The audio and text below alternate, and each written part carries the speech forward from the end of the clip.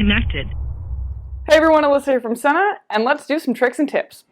Is the speaker volume too low? Make sure the audio source you're using, phone, GPS, MP3 player, is turned all the way up and delivering maximum sound to your headset. You could also use one of the apps to turn on Audio Boost.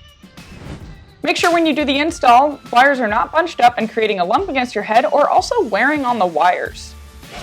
Running the long speaker wire underneath the center pad on what would be the top of the helmet will help boost the FM radio signal.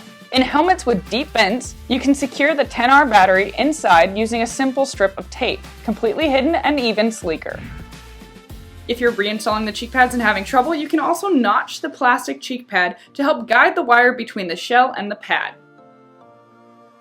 If you can't seem to find a flat surface for the battery on a curvy helmet like an RF 1200, remove the battery from the cradle and adhere it to the back on the hard foam. It's hidden, flat, and just make sure you can't feel it.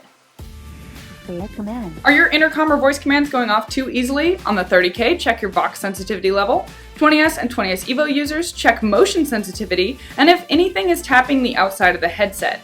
As with any of them, make sure nothing is hitting the ambient button on the bottom of the clamp and setting them off. Check out the rest of our YouTube channel for more product previews, tricks, tips, and tutorials, and as always, visit Sena.com for more information.